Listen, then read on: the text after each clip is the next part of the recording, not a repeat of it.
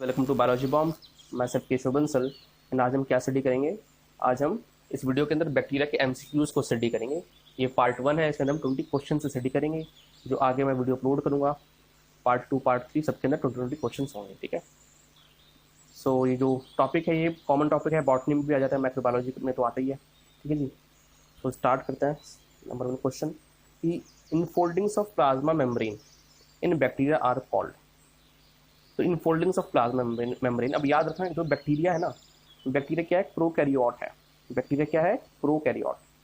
तो जो प्रोकैरियोट होता है सबको पता होता है, बच्चे बच्चे को पता होता है कि प्रोकैरियोट के अंदर यूकैरियोट के सेल ऑर्गेनेल्स नहीं होंगी, यानी मेम्ब्रेन बाउंड सेल ऑर्गेनेल्स नहीं होती। तो यानी एक तरह से मैं कहता हूँ कि माइटोकॉन्ड्रिया नहीं मिलेगा, बिल्कुल नहीं मिलेगा माइटोकॉन्ड्रिया। तो माइटोकॉन्ड्रिया का फंक्शन जैसे रेस्पिरेशन हो गया, ठीक है, वो कौन परफॉर्म करेगा। ठीक है। तो उसके लिए प्रोकैरियोट्स ने एक जुगाड़ निकाला है, उसे क्या कहते हैं, मीजोजोम। उस जुगाड़ को क्या कहते हैं, मीजोजोम। मीजोजोम, ठीक है। ये मीजोजोम किस फॉर्म में प्रेजेंट होगा, because membrane bound cell organelles तो होंगी नहीं माइटोकॉन्ड्रिया की तरह। ठीक है। तो ये क्या होता है, जो सेल मेम्ब्रेन होती है ना, यानी कहूँ प्लाज्मा मेम्ब्रेन, एक ही बात है। तो उसकी इनफोल्डिंग यानी इनवर्ड की तरफ, ठीक है, एक इवेजिनेशन, एक मैं कह सकता हूँ जैसे फ्लैजेला और पिलाई हैं, वो क्या है, एक्सटेंशन है प्लाज्मा मेम्ब्रेन के, सेल मेम्ब्रेन के बाहर की तरफ। ठीक है। मीजोजोम क्या, इनफोल्डिंग है, अंदर की तरफ प्रेजेंट होगा। ठीक है। सो ये क्या होता है, इनफोल्डिंग होती है प्लाज्मा मेम्ब्रेन में, जिसे हम क्या कहते हैं, मीजोजोम। ये मीजोजोम एरोबिक रेस्पिरेशन भी करेगी, सेल वॉल की सिंथेसिस भी करेगी, इवन सेल रेप्लिकेशन में भी हेल्प करेगी। ठीक है। इस मीजोजोम को एक और नाम से जानते हैं, वो क्या होता है, कॉन्ड्रॉइड। ठीक है। तो अगर कॉन्ड्रॉइड कभी आ गया तो कंफ्यूज मत होना, मीजोजोम ही होता है। क्लियर। नेक्स्ट क्वेश्चन की बात करते हैं, answer will be D. Next question क्या होगा, हेट्रोसिस्ट। हेट्रोसिस्ट किस जो स्ट्रक्चर होता है ब्लू ग्रीन एल्गा के अंदर, वो किस चीज से एसोसिएटेड होता है। ठीक है। तो वो होता है नाइट्रोजन फिक्सेशन से एसोसिएटेड। याद रखना ब्लू ग्रीन एल्गा का मेन फंक्शन क्या है, नाइट्रोजन फिक्सेशन करना। ठीक है। इसका एक काफी अच्छा फीचर है। तो वो किसके थ्रू होता है, वो हेट्रोसिस्ट के थ्रू होता है। जब नॉस्टॉक स्टडी किया होगा तो आपने नॉस्टॉक में भी देखा होगा कि जो वेजिटेटिव सेल्स का फिलामेंट था उसमें बीच बीच में क्या प्रेजेंट थे, उसमें प्रेजेंट थे हेट्रोसिस्ट सेल्स। ठीक है। हेट्रोसिस्ट सेल्स प्रेजेंट थे। टर्मिनल भी हो सकता है और इंटर कैलरी भी थे नॉस्टॉक जब हमने स्टडी किया है। अगर देखा नहीं तो उसकी वीडियो देख लेना। ठीक है, प्ले लिस्ट मिल जाएगी आपको एलगे के अंदर। सो जो हेट्रोसिस्ट होता है वे क्या करता है, नाइट्रोजन फिक्सेशन। नॉस्टॉक की बात करें तो याद होगा उसमें टर्मिनल भी था और इंटर कैलरी भी था, यानी बीच बीच में भी प्रेजेंट हो सकता है। ठीक है। So answer will be C. Next question is Trichodesmium erythraeum which imparts red colour to the sea water of Red Sea. अब हर बच्चे का आंसर देखते जब ये क्वेश्चन स्टडी करेंगे तो देख किस पे फोकस जाएगा, रेड कलर। अच्छा रेड कलर दे रहा है भाई, और उसकी वजह से क्या होगा, रेड सी हो गया। फिर अपनी नजर दौड़ाएगा किसकी तरफ, ऑप्शंस की तरफ, वो देखेगा अच्छा red red red red alga, और उस पर टिक कर देगा। और उस बच्चे क्या हो जाएगा, -1 हो जाएगा। ठीक है। हम वो बच्चा नहीं बनना चाहते, नहीं बनना चाहते ना, तो हम क्या करेंगे, हम थोड़ा पढ़ेंगे, बायोलॉजी बॉम्ब की वीडियो देखेंगे और हमें पता चलेगा कि जो ट्राइकोडेस्मियम इरेथ्रियम है वो असल में क्या है, एक ब्लू ग्रीन एल्गा है। ठीक है। ये क्या है, ब्लू ग्रीन एल्गा, एक भेदी है। ठीक है। ये है ब्लू ग्रीन एल्गा। ठीक है। हम सोचते हैं ब्लू ग्रीन एल्गा से यार ब्लू ग्रीन कलर होना चाहिए इनके अंदर, बट इसके अंदर ट्राइकोडेस्मियम के अंदर ब्लू ग्रीन कलर नहीं होता, रेड कलर होता है, और इस वजह से ये कारनामा कर रहा है। ठीक है। रेड कलर प्रदान कर रहा है किसको, रेड सी को। सो अब इस क्वेश्चन से हमें सबक सीखने को मिला कि सारे ब्लू ग्रीन कलर के नहीं होते। ठीक है। So answer will be red algae. Okay. Next question will be archaebacterial cell wall. Archaebacteria के सेल वॉल के ऊपर नेक्स्ट क्वेश्चन है। अब यहाँ भी देखो, अब बच्चा सोचेगा बैक्टीरिया क्या जी, बैक्टीरिया। अब बैक्टीरिया के सेल वॉल में उससे सबसे पहले क्या ध्यान आएगा, gram positive bacteria and gram negative bacteria. तो इससे थोड़ी सी ये कहानी याद आएगी, ग्राम पॉजिटिव बैक्टीरिया के अंदर पेप्टिडोग्लाइकन बहुत ज़्यादा होता है। पेप्टिडोग्लाइकन की तो होती है ग्राम पॉजिटिव, और ग्राम नेगेटिव बैक्टीरिया के अंदर सेल वॉल। ठीक है। बस ग्राम पॉजिटिव के अंदर ज़्यादा होती है, ग्राम नेगेटिव के अंदर कम होती है, लेस क्रॉस लिंक्ड होती है। तो वो सोचेगा अच्छा पेप्टिडोग्लाइकन तो होगा। ठीक है। मतलब तो किसने कहा लैक, विच आर्के बैक्टीरियल सेल वॉल के अंदर क्या नहीं होगा, तो वो सोचेगा ये तो होता ही है, तो ये आंसर हो नहीं सकता। डीएनए भी होगा, राइबोसोम भी होगा। अब एक चीज ही कुछ अनजानी सी लग रही है, तो वो क्या है, ब्रांच चैन लिपिड्स। इसके बारे में किसको पता नहीं होगा और बच्चा इस पर टिक कर देगा और उसका आंसर क्या हो जाएगा, गलत। क्या मिलेगा उसे, -1 मिलेगा फिर। ठीक है। तो इसका आंसर क्या होता है, पेप्टिडोग्लाइकन। बिकॉज ये क्या है कि ये यू बैक्टीरिया नहीं है, ये क्या है, आर्के बैक्टीरिया है। जब 3 डोमेन्स स्टडी किए होंगे तो उसमें होगा कि 3 डोमेन्स होते हैं, आर्के bacteria, bacteria and you कैरिया।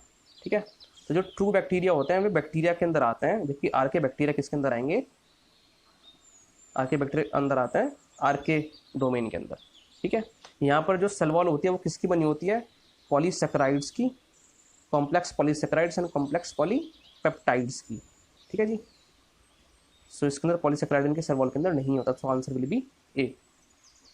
Next question क्या होगा, नेक्स्ट क्वेश्चन होगा most common method of reproduction in prokaryotes, यानी क्योंकि बैक्टीरिया भी क्या है, प्रोकैरियोट है। ठीक है, तो इसके अंदर आंसर होगा बाइनरी फिशन, सबसे कॉमन मेथड है, इसके थ्रू रिप्रोड्यूस करता है। ठीक है, अब अगर वैसे जूलॉजी का क्वेश्चन है, अगर आपसे पूछ लिया जाए कि पॉलीफेरा के अंदर क्या होगा, ठीक है, यहाँ तो बहुत ईजी है बट वहाँ पे थोड़ा कंफ्यूजन हो जाता है। पॉलीफेरा के अंदर बर्डिंग होगी, बाइनरी फिशन। ठीक है, तो वहाँ पे याद रखना बर्डिंग सबसे कॉमन मेथड होता है, जबकि प्रोकैरियोट्स यानी बैक्टीरिया के अंदर क्या होगा, binary fission will be the answer. Clear. Harmful activity of blue green alga, blue green alga बहुत अच्छी चीज़ें करता है, नाइट्रोजन फिक्सेशन भी करता है। ठीक है, ये भी बताता है वहाँ। ठीक है, और फोटोसिंथेटिक होता है, तो काफ़ी अच्छी चीज़ें करता है, बट ये कुछ बुरी चीज़ें भी करता है। ठीक है, सबके अंदर अच्छाई नहीं होती, कुछ बुराई भी होती है। तो ये क्या करता है, अगर ऐसी सर्टेन कंडीशंस मिलने पर क्या करता है, ये बहुत तेज़ी रफ्तार से, ठीक है, बहुत रैपिडली ग्रो करता है, रैपिडली ग्रो करेगा और क्या फॉर्म कर लेगा, एलगल ब्लूम फॉर्म कर लेगा किसी भी वाटर बॉडी में, जैसे पॉन्ड वगैरह होगा वहाँ पे क्या फॉर्म कर लेगा, वाटर ब्लूम फॉर्म कर लेगा। ठीक है, और फिर वहाँ पे जो फिशेज़ होंगी, उस एरिया की फिशेज़ होंगी, उस एरिया के और भी जो प्लांट्स होंगे, ठीक है, या फिर अगर ह्यूमंस भी अगर कंज्यूम करेंगे उस वाटर को तो उन्हें क्या होगा, नुकसान होगा उन्हें। ठीक है, टॉक्सिक इफेक्ट्स का उन्हें सामना करना पड़ेगा, किसकी वजह से होंगे, जो ब्लू ग्रीन एल्गा की वजह से। ठीक है, सो वाटर ब्लूम क्या है, एक इसकी हार्मफुल एक्टिविटी है। क्लियर। और साथ में क्या करता है, नाइट्रीफाइंग बैक्टीरिया होता है ये। ठीक है, नाइट्रोजन फिक्सेशन करता है।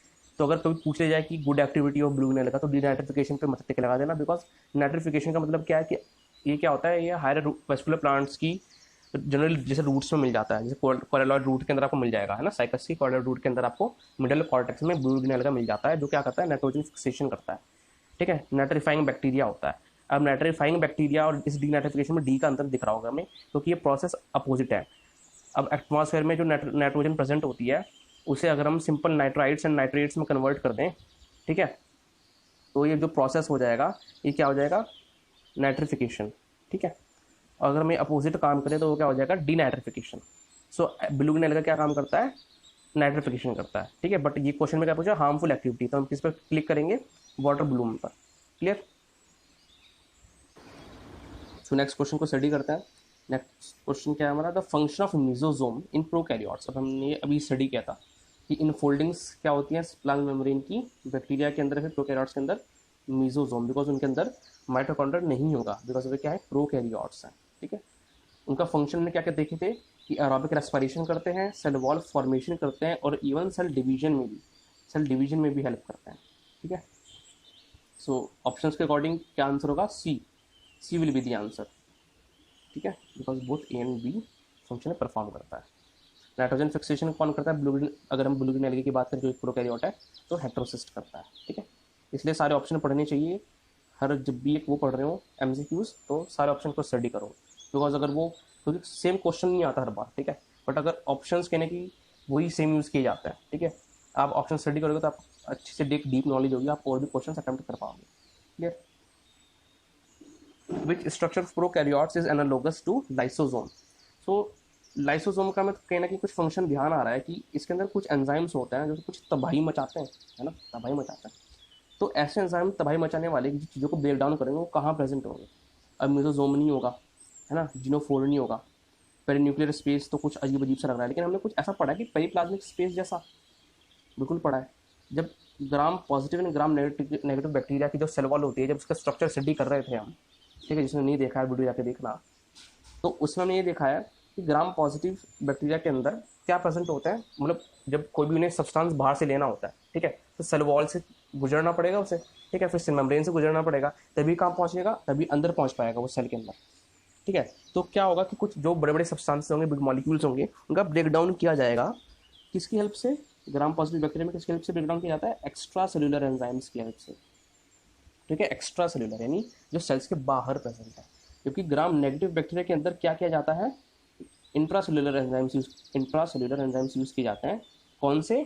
जो पेरिप्लाज्मिक स्पेस में प्रेजेंट होता है, ठीक है, जो कहाँ प्रेजेंट होगी? पेरिप्लाज्मिक स्पेस के अंदर। तो समझ में आ जो तबाही मच, तो फिर वे क्या करेंगे? उन कॉम्प्लेक्स सब्सटेंसेस को छोटे में ब्रेक डाउन करेंगे ताकि वे अंदर लिए जा सके सेल के अंदर। क्लियर? तो पेरिप्लाज्मिक स्पेस के अंदर एंजाइम्स प्रेजेंट होंगे, तो ये एनालॉगस होगा किसके? लाइसोसोम के। बिकॉज लाइसोसोम भी क्या है? मेम्ब्रेन बाउंड स्ट्रक्चर है जो किस में प्रेजेंट होता है? यूकैरियोट्स के अंदर, ठीक है। अगर यहीं पे पूछ लेते हैं माइटोकॉन्ड्रिया होता तो आपको पता आंसर क्या होता? मीसोसोम होता, ठीक है। विच of the following performs respiration with the help of plasma membrane? ये भी हमें पता है, बैक्टीरिया करता है, ठीक है, बैक्टीरिया परफॉर्म करता है। अब यहाँ पे अगर होता कि प्लाज्मा मेम्ब्रेन ना होता, ठीक है, तो बिकॉज हमें पता है माइटोकॉन्ड्रिया भी रेस्पिरेशन करता है और मीसोसोम भी करता है, बट उन्होंने पूछा प्लाज्मा मेम्ब्रेन की हेल्प से कौन करेगा, है ना। तो हमें पता है माइटोकॉन्ड्रिया एक मेम्ब्रेन बाउंड स्ट्रक्चर है जो सेल के अंदर प्रेजेंट है, ठीक है, जबकि मीसोसोम प्लाज्मा मेम्ब्रेन की एक इनफोल्डिंग है। सो प्लाज्मा मेम्ब्रेन किसके अंदर हेल्प करते हैं? रेस्पिरेशन के अंदर, रेस्पिरेशन में बैक्टीरिया के अंदर। So answer will be A, bacteria. Next question is which of the following can utilise energy for the synthesis of ATP? अच्छा जी, तो लाइट एनर्जी को कौन यूटिलाइज कर रहा है? एटीपी के सिंथेसिस में। हमने देखा स्लैमी माउल्ट, समझने का नहीं, ये तो फंजाई सप्रोफाइटिक होता है। देन हमारा ध्यान गया सिफेलोयूरोस, एक एल्गी होता है सिफेलोयूरोस वायरुसेंस, ठीक है। ये कैसा एल्गी होता है? Green algae. बच्चे सोचेंगे अच्छा ग्रीन एल्गी है तो फोटोसिंथेसिस कर रहा होगा, है ना, माइटोकॉन्ड्रिया प्रेजेंट होगा, एटीपी का सिंथेसिस हो रहा होगा इसके अंदर, ठीक है। और इसलिए क्या यूज़ कर रहा होगा? क्योंकि फोटोसिंथेसिस करता है तो लाइट एनर्जी को यूज़ कर रहा होगा, है ना, यानी एनर्जी सोर्स क्या है? लाइट है, जिसकी मदद से बाद में जाके एटीपी सिंथेसिस करता है। तो बच्चे किस पर टिक लगाएंगे? सिफेलोयूरोस पर टिक लगाएंगे और उसका आंसर क्या हो जाएगा? गलत हो जाएगा। क्या मिलेगा उसे? अंडा मिलेगा। अंडा भी नहीं, -1 मिलेगा उसे, ठीक है। तो सिफेलोयूरोस, अब हमने कहा ऐसा क्यों हुआ? हमने कहा सिफेलोयूरोस एक ग्रीन एल्गा भले ही है, बट ये कैसा एल्गा है? पैरासाइटिक एल्गा है। अब बहुत लोगों को पता चलेगा कि पैरासाइटिक भी होता है। अच्छा एल्गा, हाँ बिल्कुल होता है। मोस्टली ऑटोट्रॉफिक है, ठीक है, यानी खुद का खाना खुद बनाएंगे, फोटोसिंथेसिस करेंगे, लाइट एनर्जी यूज़ करेंगे। लेकिन कुछ एल्गे जैसे सिफेलोयूरोस वायरुसेंस कैसे एल्गे हैं? पैरासाइटिक एल्गे हैं। ये क्या कॉज करता है? ये क्वेश्चन बहुत पूछते हैं इसलिए, ठीक है। फंजाइड लिख देंगे और भी चीज़ें लिख देंगे कि सिफेलोयूरोस वायरुसेंस क्या है, तो हम लगता है एल्गे तो हो ही नहीं सकता, तो एल्गे तो बहुत अच्छा है, उसकी तो प्रोफाइल बिल्कुल साफ है, हमेशा ऑटोट्रॉफिक होगा, बट ऐसा नहीं है। ये भी क्या करता है? ये भी पैरासाइटिक हो सकता है, ठीक है। और ये क्या कॉज करेगा? ये कॉज करेगा रेड रस्ट ऑफ टी, याद रख लो इसलिए। Red rust of T cause करेगा, कैसा है? ग्रीन एल्गे है। क्लियर? सो आंसर ये नहीं हो सकता। अब हमें ध्यान है थर्मोएसिडोफाइल्स। थर्मोएसिडोफाइल्स जो होते हैं ना, ये हाई टेम्परेचर में पाए जाएंगे और जो हाई एसिड एनवायरनमेंट होगा वहाँ पाए जाएंगे, ठीक है। सो ये लाइट एनर्जी का यूज़ नहीं करते, इनके पास और सोर्सेज आती हैं, सल्फर वगैरह। तो फिर बचा हेलोफाइल्स। हेलोफाइल्स हाँ लाइट एनर्जी को यूज़ करते हैं और डायरेक्टली एटीपी का सिंथेसिस करेंगे, ठीक है, यानी कार्बोहाइड्रेट फूड फॉर्मेशन नहीं कर रहे हैं। हेलोफाइल्स क्या है? यानी एक्सट्रीमली सॉल्टी एरियाज में, एक्सट्रीमली सॉल्टी एनवायरनमेंट में जो ग्रो करेंगे वो हेलोफाइल्स हैं। और ये क्या करते हैं? लाइट एनर्जी को डायरेक्टली यूज़ करेंगे और एटीपी फॉर्मेशन करेंगे, ठीक है। कोई फूड नहीं फॉर्म करते, कोई कार्बोहाइड्रेट नहीं फॉर्म कर रहे हैं, नॉर्मली से प्लांट्स करते हैं, okay. So answer will be C. Clear? The most primitive are, सबसे पुराने कौन होंगे? अच्छा ये ध्यान रखना, जब ये सबसे पुराने पूछा जाए और ये ऑप्शंस दिए हों तो याद रखना कि अर्थ पे जब हम सांस ले रहे हैं आज तो ऑक्सीजन प्रेजेंट है ना, ऑक्सीजन प्रेजेंट है, क्योंकि भी कोविड के टाइम में उसकी दिक्कत चल रही है। तो ऑक्सीजन जो है वो आज प्रेजेंट है, पहले प्रेजेंट नहीं थी। जब अर्थ, बहुत पुरानी बात कर रहे हैं हम, कई मिलियन साल पुरानी, ठीक है, तब एनऑक्सीजनिक एनवायरनमेंट था। तो उस टाइम पे ये जैसे साइनोबैक्टीरिया जो यूज़ करता है, यू बैक्टीरिया वगैरह, ये नहीं होते थे उस टाइम पे। जो एरोबिक रेस्पिरेशन जो करते हैं वो नहीं होते थे। कौन था? आर्के बैक्टीरिया होता था। बिकॉज आर्के बैक्टीरिया कैसे हैं? ऑब्लिगेट एनारोब्स हैं, यानी ऑब्लिगेट यानी कोई और चारा नहीं है इनके पास। फैकल्टेटिव वो जो एनरोब, जो अगर मान लो यहाँ पे होता है फैकल्टेटिव एनारोब, तो मतलब वे एनरोब होंगे जब नॉर्मली, ठीक है, बट अगर कंडीशन चेंज होती हैं तो वे एरोबिक रेस्पिरेशन भी कर सकते हैं, ठीक है। बट आर्के बैक्टीरिया कैसे है? टोटली ऑब्लिगेट एनारोब्स हैं, यानी एनरोबिक एनवायरनमेंट में ही ग्रो करते हैं, ठीक है। तो सबसे प्रिमिटिव कौन थे? सबसे पहले यही थे। और अगर थोड़ा सा क्वेश्चन बदल दिया जाए, आपसे ये पूछा जाए कि जो अर्थ है उस पर ऑक्सीजनिक एनवायरनमेंट कब आया, यानी ऑक्सीजन प्रोड्यूसिंग सबसे प्रिमिटिव ऑर्गेनिज्म कौन थे? तो वे थे साइनोबैक्टीरिया। वे कौन थे? वे थे साइनोबैक्टीरिया। तो जो आज प्लांट्स काम कर रहे हैं, ऑक्सीजन प्रोड्यूस कर रहे हैं, इनका पूर्वज कौन था? कहने कि इनका पूर्वज था साइनोबैक्टीरिया। उसकी वजह से अर्थ का एनवायरनमेंट मतलब जो ऑक्सीजन नहीं थी उससे ऑक्सीजनिक हुआ। ठीक है। So next question is organism which obtain energy by the oxidation of reduced inorganic compounds are called। तो देखो थोड़ा शब्दों पे ध्यान दो कि इसने क्या बात कही है। इसने बात कही इनऑर्गेनिक कंपाउंड्स की। तो जहाँ मैंने इनऑर्गेनिक कंपाउंड पढ़ा वहाँ मुझे समझ में आ गया कि ये ऑर्गेनिक कंपाउंड नहीं यूज़ कर रहा है नहीं। अब इसकी बात ऑर्गेनिक कंपाउंड नहीं यूज़ कर रहा है बिकॉज तभी इसने कहा इनऑर्गेनिक कंपाउंड। लेकिन ऑर्गेनिक कंपाउंड नहीं यूज़ कर रहा है मतलब हेटेरोट्रॉफिक नहीं है। हेटेरोट्रॉफिक वो होता है जो किसी ऑर्गेनिज्म को यूज कर रहा है ना। और ऑर्गेनिज्म किससे बने होते हैं? ऑर्गेनिक कंपाउंड से बने होते हैं। ठीक है। तो मतलब हेटेरोट्रॉफ नहीं हो सकता, तो यानी सी भी नहीं हो सकता और डी भी नहीं हो सकता, है ना। मतलब ये ऑटोट्रॉफिक है। अब इसी टर्म से कुछ ही हमें बात पता चल रही है कि क्या कर रहा है, ऑक्सीडेशन कर रहा है। देखो ऑक्सीडेशन कर रहा है किसका? इनऑर्गेनिक कंपाउंड्स का। कहीं भी लाइट एनर्जी का नाम नहीं आया। यहाँ पे लिखा ना एनर्जी कहाँ से ले रहा है? ऑक्सीडेशन कर रहा है इनऑर्गेनिक कंपाउंड्स का। मतलब केमिकल जो एनर्जी सोर्स है वो क्या है? केमिकल है इसका, है ना। इन केमिकल्स को इनऑर्गेनिक कंपाउंड्स को रिड्यूस कर रहा है। ठीक है। So option will be B. तो करेक्ट ऑप्शन क्या होगा? बी होगा। बिकॉज फोटोट्रॉप्स वो होते हैं जो लाइट एनर्जी को यूज करेंगे। ठीक है। So answer will be B, chemo autotrophs. Next question is the term bacterium was given by. ठीक है। अब बच्चे जल्दी से जल्दी क्या जाएगा देखिए। अच्छा लीवन हॉक, सबसे पढ़ा हुआ नाम ये रहेगा लीवन हॉक। ठीक है। तो बच्चा उस पर टिक कर देगा और आंसर क्या हो जाएगा? गलत हो जाएगा। क्या मिलेगा? -1 मिलेगा उसे। ठीक है। बट हमें ऐसा नहीं करना क्योंकि हमने बायोलॉजी बॉम्ब की वीडियो देखी है। ठीक है। तो लीवन हॉक ने जरूर, हम कहेंगे लीवन हॉक ने तो लेकिन बैक्टीरिया को डिस्कवर किया था। ठीक है। उसने भले ही बैक्टीरिया को डिस्कवर जरूर किया था लेकिन उसे नाम बैक्टीरिया नहीं दिया था। उसने उसे नाम क्या दिया था? एनिमल किल। ठीक है। नामकरण होते रहते हैं। तो नाम जो बैक्टीरिया आज हम जानते हैं बाद में दिया गया है। वो किसने दिया है वो वाला नाम? वो दिया है एरनबर्ग ने। ठीक है। एरनबर्ग ने। सो answer will be D.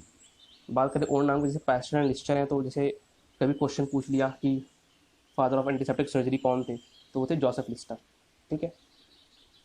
Antiseptic तरीकों का उन्होंने यूज़ किया था फर्स्ट टाइम सर्जरी में। उसके बाद से एंटीसेप्टिक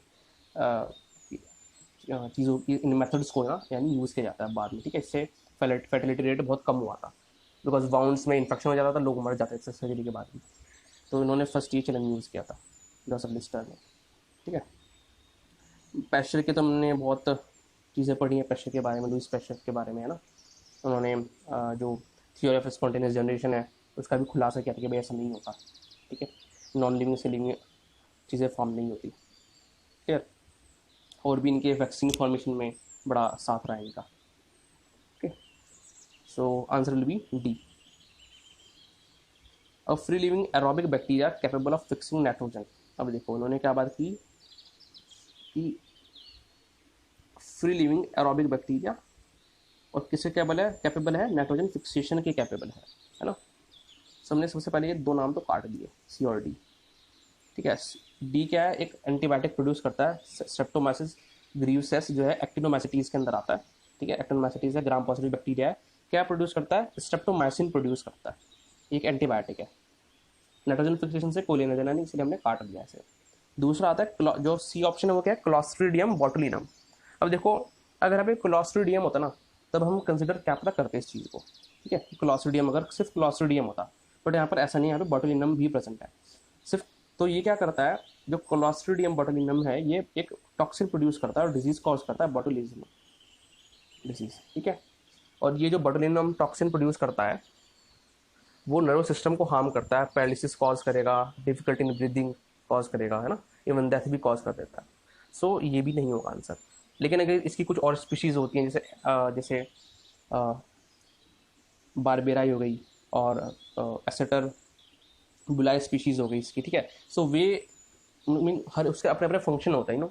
सो क्लॉस्ट्रीडियम जो स्पीशीज़ है वो नाइट्रोजन फिक्सेशन करती है। ठीक है। और फ्री लिविंग करती है। ठीक है। फ्री लिविंग होती है, नाइट्रोजन फिक्सेशन करता है क्लॉस्ट्रीडियम, बट बोटुलिनम स्पीशीज़ नहीं करती, जो मेरा मेन कहने का मकसद है। ठीक है। सो इसलिए डी सी नहीं होगा।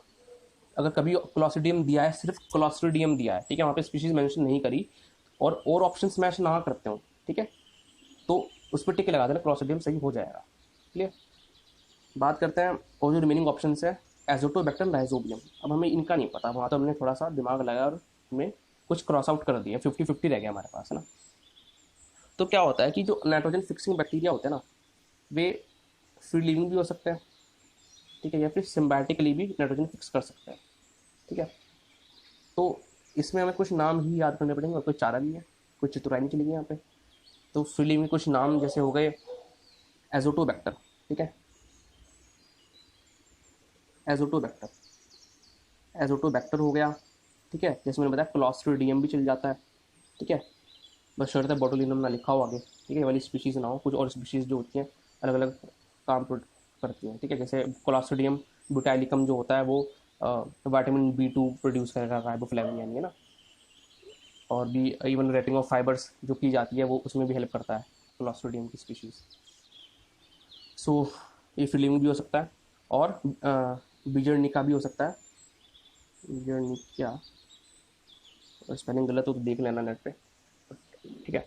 और एक होता है रोडोस्पाइरिलम, ठीक है, याद रखना, अभी हम इसकी भी डिस्कस करते हैं, रोडोस्पाइरिलम, ठीक है, रोडोस्पाइरिलम। सो ये क्या कहते हैं, फ्री, ये कैसे होंगे, ये फ्री लिविंग होंगे, ठीक है, यानी फ्री लिविंग अवस्था में कोई भी एसिम्बायोटिकली नाइट्रोजन फिक्स कर रहे हैं। कौन से, Azotobacter, Clostridium, Azotobacter, Clostridium, Beijerinckia and Rhodospirillum. Clear. अब हम बात करते हैं थोड़ी सी कि एरोबिक होंगे एनारोबिक। तो जो एजोटोबैक्टर, क्लॉस्ट्रिडियम और बिजर्निका वे कैसे होंगे, एरोबिक होंगे, ठीक है।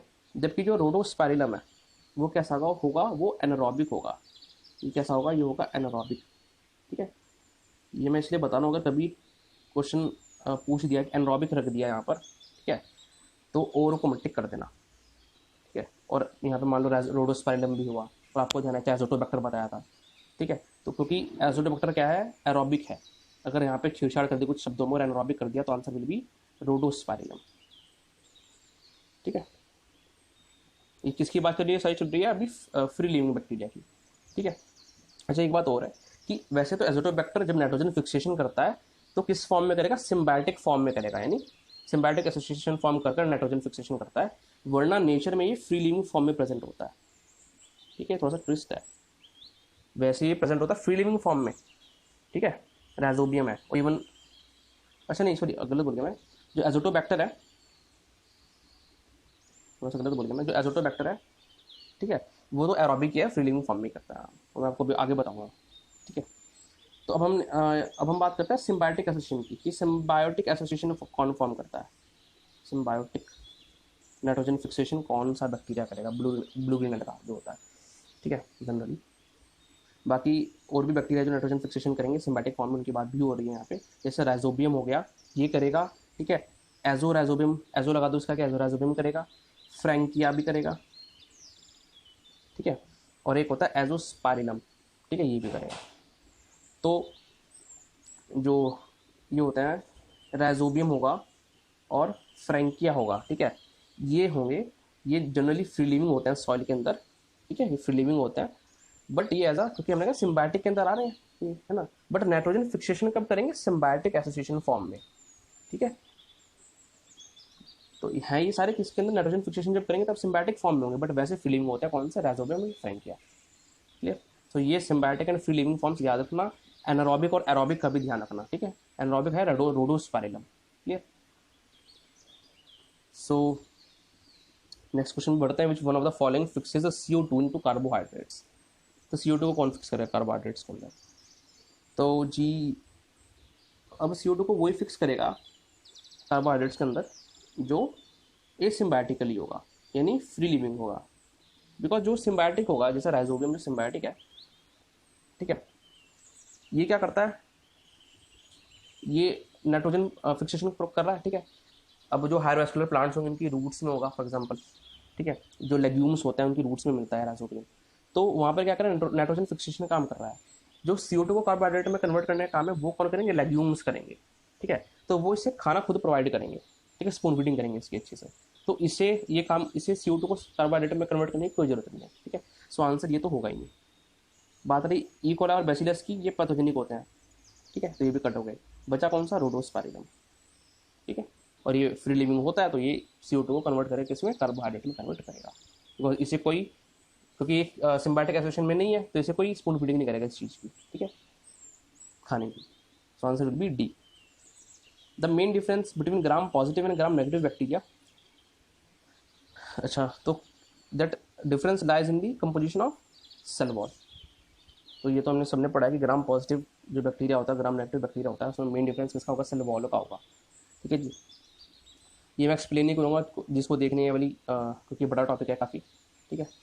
तो इतना थोड़ा सा बताता हूँ कि ग्राम पॉजिटिव के अंदर पेप्टिडोग्लाइकन हाईली काफ़ी मात्रा में होता है, ठीक है, पेप्टिडोग्लाइकन, और हाईली क्रॉस लिंक्ड होगा, जबकि ग्राम नेगेटिव के अंदर बहुत कम होगा पेप्टिडोग्लाइकन और लेस क्रॉस लिंक्ड होगा, ठीक है। So answer will be B, cell wall. अब पूछा इन्होंने कि सेल मेम्ब्रेन ऑफ बैक्टीरिया, ठीक है, ध्यान रखना, सेल मेम्ब्रेन पूछा इन्होंने।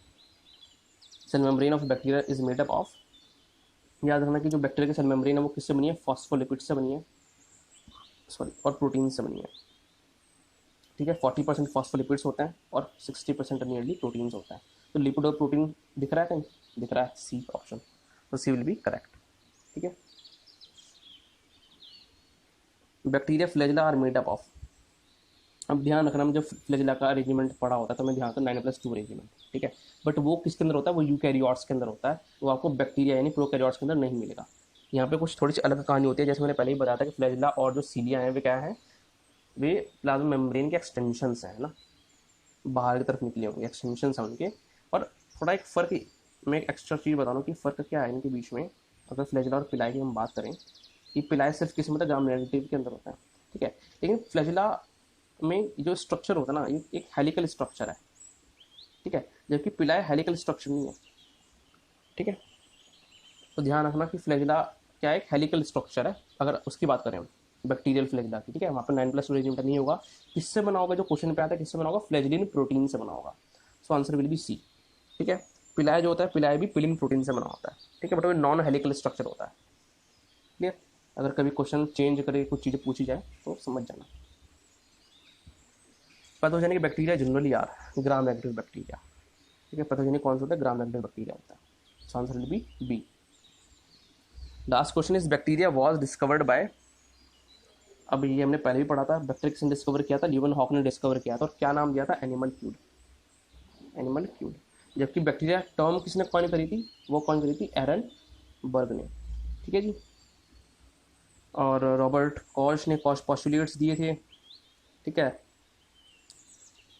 और तो जैसे पेस्चर के बारे में डिस्कस कर लिया था हमने, क्लियर।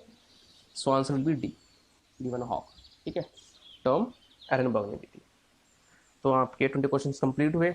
अगर आपको वीडियो अच्छा लगा, वीडियो को लाइक करें, चैनल को सब्सक्राइब करें, एंड जो भी सारे वीडियोज उन्हें शेयर करें ताकि और भी हेल्प हो सके। एंड प्लीज़ डोनेट करें ₹100 पर मंथ, इससे आपकी लाइफ में, मेरी लाइफ में एंड इस वर्ल्ड में डिफरेंस क्रिएट होगा। And I will be more motivated कि मैं आपको नंबर सीरीज प्रोवाइड कर सकूँ, better books and tech buy कर सकूँ। तो thank you from biology bomb, see you next time, take care.